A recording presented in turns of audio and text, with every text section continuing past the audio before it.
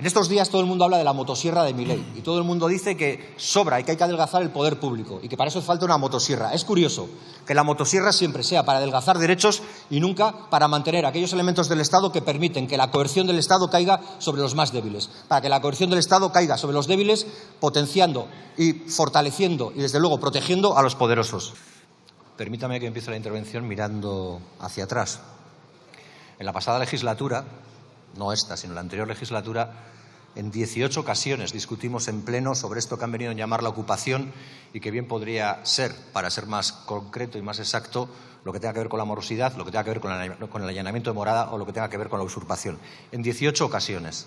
En 17 de esas ocasiones, los proponentes fueron o la derecha extrema o la extrema derecha. Y ya saben, tanto monta tanto, o el orden de los factores no altera el fascismo. En una de esas ocasiones fue el Partido Socialista, cierto es. Y en esta legislatura, en la presente, ya son 6 las ocasiones en las que nos vemos nuevamente hablando de esta cuestión. En ninguna de las 18 anteriores y en las 6 precedentes nuestro voto ha sido diferente o distinto cuando nos venían estas situaciones. Y en esta ocasión vamos a seguir la misma tónica. Votaremos que no a esta proposición de ley. Y trataré de explicar por qué. Porque en esta iniciativa, por muy envolvente que se haga la maniobra moralizante en torno a la vulnerabilidad y en torno al derecho a la vivienda, lo que hay detrás es una voluntad permanente por generar un estado de temor, de ansiedad y de miedo en la población en torno a la posibilidad de que se vayan a comprar el pan y les ocupen la vivienda. Pero tendrán que saber, y este es un dato estadístico, que hay 180 veces más de posibilidades de que lo desahucien porque no pueda pagar la hipoteca, porque no pueda pagar el alquiler, porque le eleven las condiciones del préstamo, que de que le ocupen la vivienda, de que le allanen la morada. Esa es la realidad de la que tenemos que hablar. Porque en realidad, y sé que esta cifra intentan siempre arrinconarla, estamos hablando de una fenomenología o de un problema, porque no negamos el problema, que afecta al 0,06 o menos de la población del Estado español. Porque si juntamos incluso las lonjas, que también son ocupadas o en régimen de usurpación, estaríamos hablando de menos, del 0,05.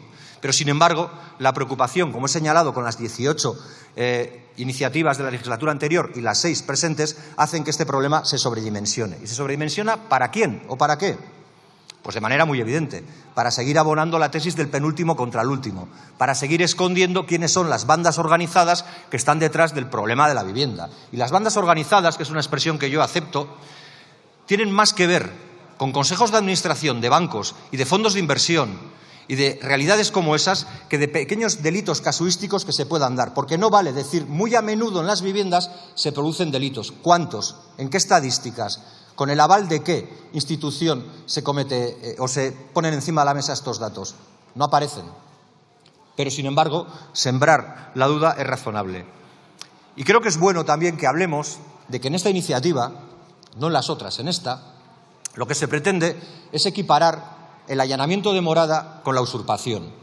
Y se busca que a través de la implantación de cautelarísimas se pueda proceder al desahucio exprés en 48 horas de las personas que hacen una usurpación de un bien, igual que pasa con las que hacen el allanamiento de morada. Y les seré más claro, nosotros nunca vamos a defender el allanamiento de morada de nadie. Nos da igual que sea su primera vivienda, su segunda, su tercera, su cuarta o su quinta, porque todas esas entran dentro de la consideración de morada y, por tanto, estarían sometidas a ese proceso de desahucio exprés. Lo que ustedes buscan en esta iniciativa es que el otro 95% de las viviendas que sufren de usurpación tengan el mismo recorrido y la misma velocidad en el desahucio. Y ya que hablamos de eso, le diré que están hablando de que por lo que sucede en el 95% de las viviendas les apliquemos lo que pasa en el otro 5%. Y esa es una lógica bastante retorcida. ¿Porque hay problemas? Sí, sin duda, lo hay, en esa proporción. Una proporción que se estima del orden de 1.000 viviendas, del total de 26 millones de viviendas que hay en el Estado español. 1.000 viviendas de 26 millones de viviendas. El problema realmente es la falta de vivienda. El problema es que más de la mitad de las personas que pagan un alquiler estén en riesgo de pobreza. El problema es que muchas de las personas que están pagando una hipoteca vivan asustados porque tal vez no puedan pagar la hipoteca y puedan perder la vivienda después de años y de años en los que han pagado y haciendo más ricos con los intereses a los bancos. Esa es la desgracia que se vive. Porque la vivienda es un derecho, claro, y en eso estamos todos de acuerdo. El problema es que en esta iniciativa se prima más el negocio que el derecho.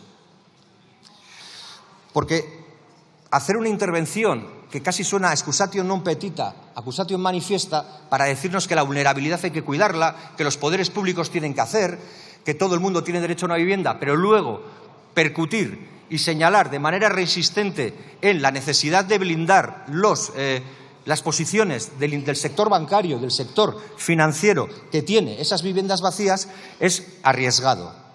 Y es más, y ahora ya que hablamos de fuerzas que no son ni la derecha extrema ni la extrema derecha, pero que son derechas, ya sea la vasca o la catalana, ¿en qué medida no interfiere esto con la Ley de Vivienda del 2015 aprobada por el Parlamento vasco, con los votos de Euskal Herria Bildu, entre ellos, que dice que las viviendas vacías que pertenecen a bancos, fondos de inversión o fondos buitre pueden ser expropiadas si están vacías? O sea, aquí lo que se nos plantea es que se desaloja a todo el mundo y que ya si eso, vayan para algún tipo de fin social.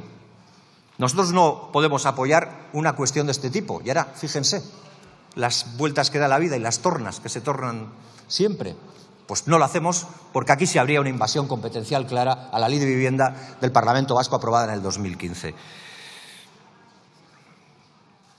Se aducen las malas prácticas que se puedan practicar en algunos pisos. Yo no niego que pueda haber todas esas casuísticas que se han dicho. Lo que me gustaría ver son los números, la cantidad de esa casuística, y no las hay. Pero sí sabemos, por ejemplo, y eso es mucho más fácil de testar, cuál es la mala práctica de los bancos dueños de pisos vacíos que no pagan los gastos de comunidad, que no pagan las derramas para arreglar, que no pagan el mantenimiento del edificio, que no pagan la instalación de ascensores. Y dentro de 2 puntos, en el punto tercero, hablaremos de la necesidad de dotar de ascensores a las viviendas donde hay personas con discapacidad. De eso no se quiere hablar nunca. Casi podríamos decir, y voy terminando, que esto va a tener una continuidad. Va a haber un spoiler, ya se lo digo. El siguiente va a ser la inquiocupación, que es un término que, por cierto, no reconoce ni la inteligencia artificial y que no es más que el de la morosidad de toda la vida. Seguramente nos vengan con que hay que perseguir la morosidad, a la vez que quieren no aplicar la Ley de Vivienda para que puedas subir los alquileres de manera reiterada y encontrar así, y gracias a iniciativas como esta, la fórmula para desalojar a la gente que no esté dispuesta a sacrificar más de su vida pagando más dinero para tener derecho a techo. Debe finalizar. Sí.